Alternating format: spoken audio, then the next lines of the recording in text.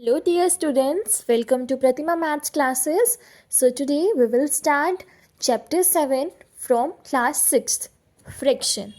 Okay बच्चों, अब हम समझते हैं कि फ्रैक्शन होता क्या है. अब देखो कोई भी नंबर है, जैसे हमारा रियल नंबर क्या होता है 1, 2, 3, 4, 5 ऐसे होते हैं हमारे नंबर्स. बट जब हमारा नंबर को हम फ्रैक्शन की फॉर्म में लिखते हैं, मतलब जैसे 1/2, 2/3, 4/5 इस तरीके से जब हम लिखते हैं तो हमारा क्या हो जाता है, फ्रैक्शनल नंबर हो जाता है. ठीक है, इसका मतलब क्या है कि 1 को हम डिवाइड करेंगे 2 से. ठीक है, अब ये देखो, ये हमारा क्या होगा, जो ऊपर वाला नंबर होता है वो हमेशा क्या होता है, न्यूमरेटर. ओके बच्चों, और जो नीचे वाला नंबर होता है, लाइक इसमें 2 है तो उसको हम क्या बोलते हैं, डिनोमिनेटर. अब जैसे हमारी कोई भी चीज़ है, जैसे ये है हमारा, इसको हमने 2 भागों में डिवाइड कर दिया, 2 पार्ट्स में डिवाइड कर दिया है. ठीक है, इसमें से मैंने ये 1 पार्ट शेड कर दिया, तो ये क्या बता रहा है हमें कि टोटल कितने पार्ट्स हैं, 2 पार्ट्स हैं. उसमें से हमारा एक पार्ट क्या है, शेडेड है. तो एक पार्ट अगर हमसे वो पूछेगा कि आपका शेडेड पार्ट का फ्रैक्शन क्या होगा, तो जितना शेडेड पार्ट है कितना है 1, टोटल कितना है 2, तो ये हमारा क्या हो जाएगा, शेडेड पार्ट का फ्रैक्शन. बट अगर हमसे वो पूछ रहा है कि अनशेडेड पार्ट का फ्रैक्शन क्या होगा, तो अनशेडेड पार्ट कितना है, ये है ना 1 पार्ट है, तो वो भी कितना होगा 1, और टोटल कितने हैं 2. तो ये अनशेडेड का हो जाएगा, ये शेडेड का हो जाएगा. और डिनोमिनेटर हमेशा हमें क्या बताता है कि टोटल नंबर कितना है किसी भी चीज़ का, या फिर टोटल नंबर ऑफ पार्ट्स कितने हैं. ठीक है, और न्यूमरेटर हमें क्या बताता है, उस टोटल नंबर में से कितना कवर हो चुका है, या फिर कितना शेड हो चुका है, या फिर आगे हम सीखेंगे कि किस तरीके से हम आगे और क्वेश्चंस करेंगे, उसमें हमें न्यूमरेटर क्या बताता है. पर डिनोमिनेटर हमेशा हमें क्या बताएगा कि टोटल नंबर कितना है किसी भी चीज़ का. ठीक है स्टूडेंट्स, अब हम क्वेश्चन की तरफ मूव करते हैं. एक्सरसाइज 7.1 कवर करेंगे. उसमें हमारा क्वेश्चन 1 MCQ पार्ट है जो आप खुद कर सकते हैं. तो हम सेकंड क्वेश्चन से स्टार्ट करते हैं. इसमें हमें क्या बताना है, right the fraction of shaded part. Shaded part मतलब जितना हमारा शेड हो चुका है. पहले हम टोटल गिन लेंगे क्योंकि हम डिनोमिनेटर लिखना है. टोटल गिनो कितने हैं, 1, 2, 3, 4, 5. टोटल कितने हैं 5. शेड कितना हो चुका है 1, 2. तो हमारा आंसर हो जाएगा 2/5. अब देखो, इसमें देखो टोटल पार्ट कितने हैं, 1, 2, 3, 4, 5, 6. 6 पार्ट है. कवर कितना हो चुका है, मतलब शेड कितना हो चुका है, 1, 2, 3. 3/6. अगर आप चाहो तो इसको ऐसे भी लिख सकते हो, बट इसका आप काट भी सकते हो क्योंकि ये कट रहा है ना, कौन से टेबल पे, 3 और 6. 3 के टेबल पे कटता है, तो हमारा आंसर 1/2 भी जा सकता है. बट यहाँ पर हमें शेडेड पार्ट ही दिखाना है, तो हमारा आंसर 3/6 ही रहेगा. अगर हमारा इम्प्रॉपर, अगर हमें फ्रैक्शन को सही करना है, मतलब अगर कभी आता है कि आप फ्रैक्शन को काट कर दिखाओ तो काट कर दिखाना है, बट अगर उसने सिर्फ शेडेड पार्ट का पूछा है तो हमारा फ्रैक्शन यही होगा. ठीक है, अब हम थर्ड पार्ट पे आ जाते हैं. 1, 2, 3, 4, 5, 6. टोटल कितने हैं 6. अब देखो शेड कितने हो चुके हैं, 1, 2, 3, 4, 5. तो ये हमारा आंसर हो जाएगा. अब यहाँ देखो 1, 2, 3, 4. 1, 2, 3, 4. टोटल कितने हैं 4. शेड कितना हो गया है 1, 1/4. ये हमारा आंसर हो जाएगा. सिमिलरली यहाँ देखो 1, 2, 3, 4. 4 पार्ट हैं. टोटल कितना कवर है, शेड कितना है 2. तो 2/4 हमारा आंसर हो जाएगा. अब यहाँ देखो बच्चों, टोटल कितनी पोल्स है, 1, 2, 3, 4, 5, 6. शेड कितनी हो गई है 3. तो 3/6 यहाँ आंसर हो जाएगा. क्लियर.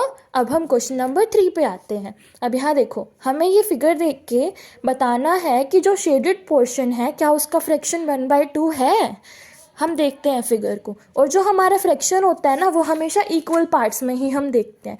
कोई भी चीज़ को जब इक्वली डिवाइड कर रखा हो, कोई अनइक्वल पार्ट में जब वो डिवाइड होएगा तो वो हमारा फ्रैक्शन नहीं होता है. अब यहाँ देखो, इस साइड छोटा है, इस साइड बड़ा है, तो ये जो छोटे वाला पार्ट है, क्या ये इसके इक्वल है, नहीं है इक्वल. जब दोनों पार्ट्स इक्वल नहीं होते हैं तो ये हमारा फ्रैक्शन क्या है, इनकरेक्ट है. तो यहाँ पर हम नो लिख देंगे. क्यों, क्योंकि दोनों पार्ट्स इक्वल नहीं है साइज़ में. अब हम आते हैं क्वेश्चन नंबर 4 पे. अब हमें क्या करना है कि हमें ये फिगर दे रखी है, और इस फ्रैक्शन के हिसाब से हमें इस फिगर में शेड करना है या फिर कलर करना है. अब आप देखो बच्चों, टोटल कितने पार्ट है, 7. 1, 2, 3, 4, 5, 6, 7. 7 में से हमें 3 पार्ट्स कवर करने हैं, शेड करने हैं, हम कर देते हैं। ये हमारा आंसर हो जाएगा, वेरी इजी। अब हम आते हैं सेकेंड पार्ट पे। यहाँ देखो टोटल कितने पार्ट है, 1 2 3 4 5 6 है। 2 कवर करने हैं, कोई भी 2 कवर कर दो अपनी मर्जी से, ऐसे कर दो या फिर आप ऐसे भी कर सकते हो, इस तरीके से भी कर सकते हो। थर्ड पार्ट कर लेते हैं 4/4, मतलब टोटल पार्ट्स भी 4 हैं और जो कवर करने हैं वो भी 4 ही करने हैं। तो मतलब शेड भी 4 पार्ट को ही करना है, तो चारों को हम शेड कर देंगे। ओके स्टूडेंट्स, तो नेक्स्ट क्वेश्चन पर हम आते हैं। कौन सा है, नंबर लाइन, मतलब हमें इस पार्ट को नंबर लाइन पे रिप्रेजेंट करना है। अब आप देखो हमारी सिंपल नंबर लाइन क्या होती है, ऐसे होती है, 0 से स्टार्ट होती है, 1 2 3 4, और इस साइड कौन से नंबर आते हैं, नेगेटिव नंबर्स आते हैं। बट अब हमारी नंबर लाइन हमें किसके लिए बनानी है, फ्रैक्शनल नंबर के लिए बनानी है। फ्रैक्शनल नंबर के लिए अब नंबर लाइन किस तरीके से बनती है हम वो चेक करेंगे, ठीक है। अब ये देखो हमारा जो 1/3 है, अगर 1/3 है तो 2/3 भी होगा, 3/3 भी होगा, 3/3 काट के क्या बन जाएगा, 1। तो मतलब हमारी नंबर लाइन किसके बीच में है, 0 से 1 के बीच में है, ठीक है। अब देखो हमारा क्या बताता है, 3 हमें क्या बताता है कि टोटल नंबर, टोटल पार्ट्स कितने हैं, मतलब हमें इस नंबर लाइन के अब 3 पार्ट्स करने हैं, ठीक है। 1 2 1 2 3, 1 2 3, ये तीनों पार्ट्स हो गए। तो मतलब हमें अब यहाँ पर 1 2 3, अब देखो हमें यहाँ पर जो ये होगा ये हमारा 0/3 होगा। अब ये हमारा क्या होगा, 1/3 होगा, ये हमारा क्या होगा, 2/3 होगा, और ये क्या होगा, 3/3, मतलब 1 होगा। ऐसे ही हम अगला कर लेते हैं। स्टार्टिंग से 0 से स्टार्ट होगा, 6/6 है तो मतलब 1 पे कट जाएगा, ठीक है बच्चों। तो 1 यहाँ, अब यहाँ देखो ये 0/6 होगा, ये 1/6, 6 पार्ट्स कर लेने हैं, ये 1/6 होगा, ये 2/6 होगा, ये 3/6 होगा, ये 4/6, ये 5/6, और ये पार्ट कौन सा हो जाएगा, 6/6। ये हमारा क्या हो जाएगा, आंसर, ठीक है। अगला करते हैं 9/2, 9/2। तो बच्चों अगर हमें 9/2 हमें रिप्रेजेंट करना है नंबर लाइन पे, तो इसमें हमें एक चीज़ देखनी पड़ेगी कि जो हमारा डिनोमिनेटर है वो लेस देन है न्यूमरेटर से, ठीक है। जब ऐसा केस आता है तो हम क्या करते हैं, हमारे जो न्यूमरेटर है हम उसे डिनोमिनेटर से डिवाइड कर देंगे। तो 2 को 9 से डिवाइड करो, 2 4 ज़ा 8, 1 यहाँ आएगा 0.5, ठीक है। तो हमारा आंसर क्या आ रहा है, 4.5। तो अब नंबर लाइन ड्रॉ करो, 0 1 2 3 4 एंड दिस वन इज़ 5। मैं ऐसे ही ड्रॉ कर रही हूँ पर आप प्रॉपर स्केल से करोगे, ठीक है। नेगेटिव इंटीजर्स भी इस साइड बनाओगे। तो अब हमारा देखो 4.5 है, मतलब हाफ है 4 का और 5 के बीच में आएगा। तो हमारा यहाँ से 1 2 3 4 5, तो मतलब हमारा 9/2 कहाँ आएगा, यहाँ पर आएगा। तो जब भी हमारा कोई ऐसा केस आता है जिसमें डिनोमिनेटर लेस देन है न्यूमरेटर से, तो आप उसको उससे डिवाइड करोगे और फिर चेक करोगे कि जो नंबर है वो किन दो नंबर के बीच में लाई कर रहा है, तो फिर आप बीच के पॉइंट्स बनाकर उसे वहाँ रिप्रेजेंट कर दोगे। ओके स्टूडेंट्स, तो नेक्स्ट वन है हमारा 0.5। अब इसको करते हैं हम फोर्थ वन। अब हमने सीखा था कि कैसे डिवाइड करते हैं, जैसे हमारा 0 और 1 के बीच में हमारी नंबर लाइन है, टोटल 5 पार्ट्स कर देंगे। ये हमारा 0/5 होगा, ये 1/5 होगा, ये 2/5 होगा, यहाँ 3/5, यहाँ 4/5, यहाँ 1/5। तो 0/5 कहाँ होगा, ये, ठीक है। तो ये हमारा क्या हो गया, represent on the number line. Okay students, अगला पार्ट क्या था, 14/5। अब ये देखो हमारा 14/5 को हम किस तरीके से करते हैं। तो यहाँ देखो, यहाँ भी डिनोमिनेटर क्या है, लेस देन है न्यूमरेटर से, तो हम इसको क्या कर लेंगे, डिवाइड कर लेंगे। 5 2 ज़ा 10, 4 नीचे उतारो 40, 5 8 ज़ा 40। तो अब हम क्या करेंगे, नंबर लाइन ड्रॉ करेंगे। यहाँ 0 है, यहाँ 1 है, यहाँ 2 है, यहाँ 3 है। तो नंबर देखो किसके बीच में लाई कर रहा है, 2.8 है, मतलब 2 से आगे है और 3 से पीछे है।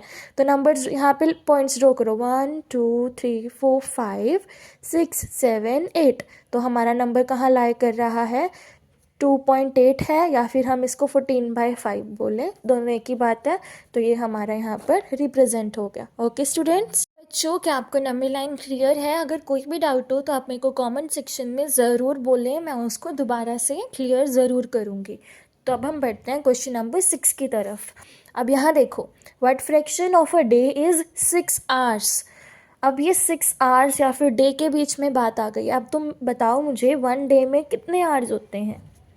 24 आवर्स। मतलब जो 6 घंटे हैं वो पूरे दिन का कितना भाग है या फिर कितना पार्ट है, हमें ये बताना है। ठीक है, तो हम टोटल लिख लेंगे पहले। टोटल कितना? 26। हमें सिर्फ 6 आवर्स का बताना है, तो यहाँ आ जाएगा ऊपर 6/24, और 6 और 24 को काट देते हैं 6/24 को। 6/24 कैसे कटेगा? 24 6 के टेबल में कहाँ आता है? 4 पे आता है, तो 1/4। मतलब ये क्या बता रहा है हमें कि पूरे दिन का जो 6 घंटे है वो कितना भाग है? फोर्थ पार्ट है या फिर फोर्थ भाग है, चौथा भाग है हमारे पूरे दिन का।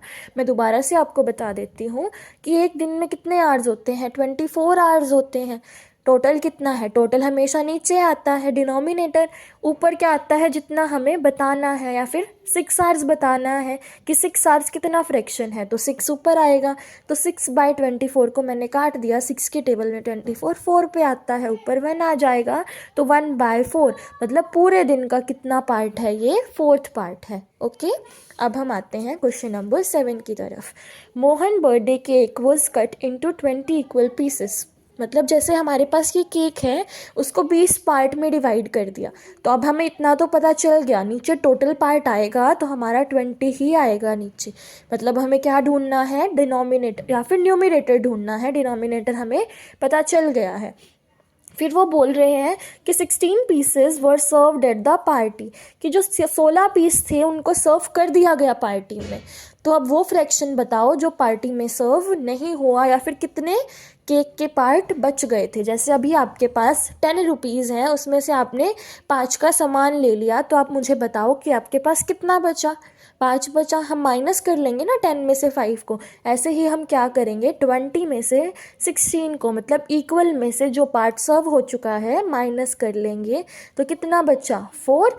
तो हमारा क्या आ जाएगा? 4/20। इसको हम काट सकते हैं ना, 4 के टेबल में 20 कहाँ आता है? 5 पे, 1/5। ये हमारा क्या हो जाएगा? Answer. Okay students, let's do the question number 8 and the last question of the exercise 7.1. What fraction of 1 meter is 10 centimeter? मतलब अब हमारा मीटर और सेंटीमीटर आ गया, तो इसके लिए हमें पहले ये सीखना पड़ेगा कि 1 मीटर में कितने सेंटीमीटर होते हैं? 100 सेंटीमीटर होते हैं। तो हमें पूछा गया है, यहाँ पर सेंटीमीटर में बात हो रही है, तो हम भी सेंटीमीटर में डिनोमिनेटर लेंगे। तो टोटल हमारा डिनोमिनेटर कितना हो जाएगा? 100। कितना पार्ट 1 मीटर में से 10 सेंटीमीटर कितना होता है? तो ऊपर कितना आ जाएगा? 10। एक 0 से एक 0 कट गया, तो कितना पार्ट होता है? 10वां भाग होता है, 10th पार्ट होता है।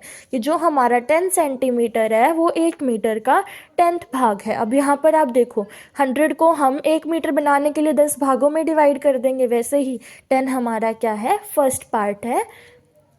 10 सेंटीमीटर हमारा 1 मीटर का फर्स्ट भाग या फिर फर्स्ट पार्ट या फिर एक पार्ट है। ओके स्टूडेंट्स, यहाँ पर हमारी एक्सरसाइज 7.1 कंप्लीट होती है। एक्सरसाइज 7.2 को हम नेक्स्ट वीडियो में कवर करेंगे। अगर आपको कोई भी डाउट हो, please let me know in the comment section.